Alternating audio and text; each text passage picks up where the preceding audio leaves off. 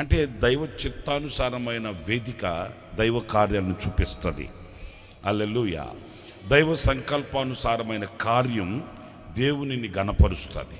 ఇక్కడ మనమేమి ఎవరికి సన్మానాలు కానీ మళ్ళా ఏమో అవేంటి ఏం చేస్తారు, బొకేలు చేతికిచ్చి దండలు వేసి దుప్పట్లు కప్పుతారు కదా, సలిపుడుతున్నాయి అన్నట్టుగా ఒక్క దుప్పటి తెస్తారు, 25 మంది కప్పుతారు.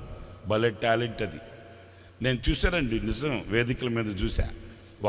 ఒక షాల్ చేస్తారా, ఈయనకి గప్పిన తర్వాత మరలా 4 మాటలు మాట్లాడతారు. ఎందుకు మాట్లాడతారో తెలుసా? మరలా ఆ షాల్ మడతేయాలిగా, మరలా అది మడతేసి మళ్ళీ ఇంకొక ఆయనకి గప్పుతారు, మరలా ఇంకొక ఆయనకి గప్పుతారు. ఒట్టివే. అలాంటివేమీ ఇక్కడేముండవు. ఇక్కడ ఏదైనా ఉంటే ప్రభువుని స్తుతించడం, ఆరాధించడం ఉంటుంది, దేవుని వాక్యాన్ని ధ్యానించడం ఉంటుంది. ఆ వాక్య ధ్యానము వలన కలిగే పశ్చాత్తాపంతో ప్రార్థన చేసుకోవడం జరుగుతుంది. అంతకు మించిన వేరే కార్యకలాపాలు ఇక్కడేమీ ఉండవు. ఆయన నామ ఘనత కొరకు జరిగే కార్యాలు కనుక కార్యాలన్నీ ఆయన చేసుకుంటూ వెళ్తాడు. హల్లెలూయా. స్తోత్రం కలుగుగాక. మనమేమి ఎరగబడి ప్రయాసపడి